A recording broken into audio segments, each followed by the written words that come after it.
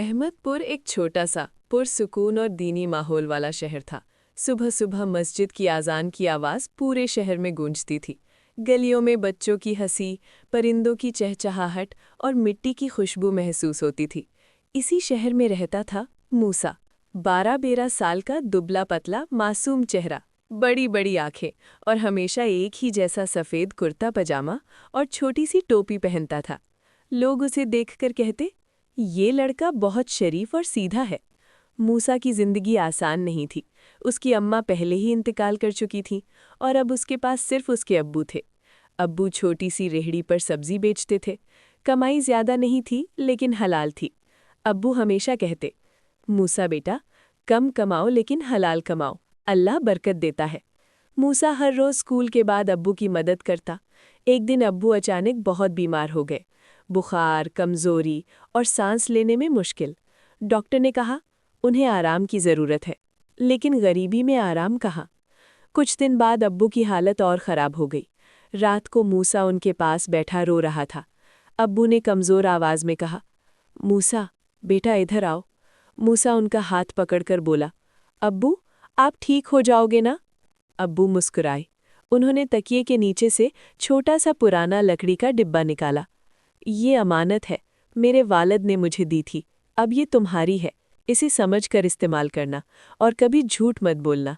ये कहकर अब्बू की आंखें बंद हो गईं। अब्बू! मूसा जोर जोर से रोता रहा।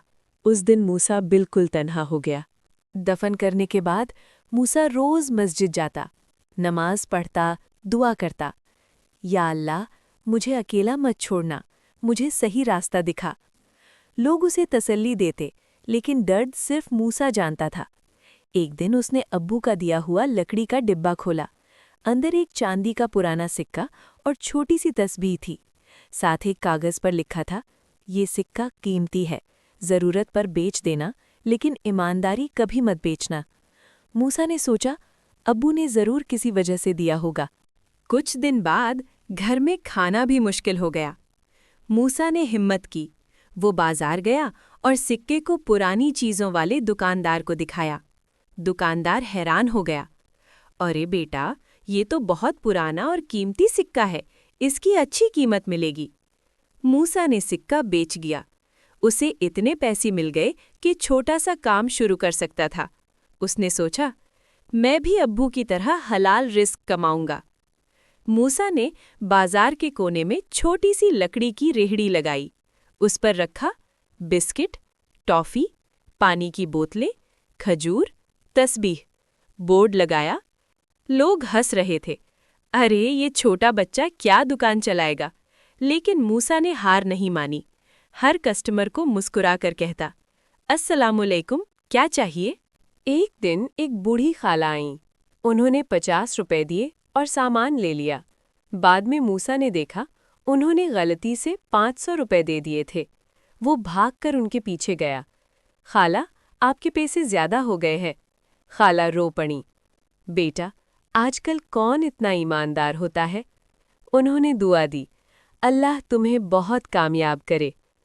उस दिन के बाद लोग कहने लगे कि अहमदपुर में अगर ईमानदार दुकान है तो मूसा की है।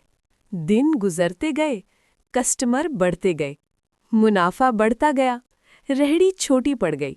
मूसा ने छोटी सी पक्की दुकान किराए पर ले ली, फिर शेल्फ लगाई, फिर फ्रिज, फिर ज्यादा सामान। हर रोज नमाज के बाद दुआ करता, या अल्लाह मुझे गुरूर से बचा। मूसा सिर्फ पैसा नहीं कमाता था, गरीब बच्चों को फ्री बिस्किट देता, मस्जिद में पानी का कूलर लगवाया, रमज़ान में मुफ्त इफ्तार करवाता। लोग कहते, ये लड़का तो अपने अब्बू जैसा निकला। एक रात मूसा ने ख्वाब देखा। अब्बू मुस्कुरा रहे थे। उन्होंने कहा, मूसा, तुमने अमानत संभाल ली, मैं तुम पर फख्र करता हूँ। मूसा रोकर उठ गया, लेकिन इस बार आंसू गम के नहीं, खुशी के थे। कुछ साल बाद अहमदपुर में सबसे मशहूर दुकान थी, स्टार मूसा सुपर स्टोर। लेकिन मूसा अब भी वही, नीला कुर्ता, छोटी टोपी, नरमी से बात, मुस्कुराहट, क्योंकि उसे याद था कि कपड़े या पैसा इंसान को बड़ा नहीं बनाता, ईमानदारी बनाती है।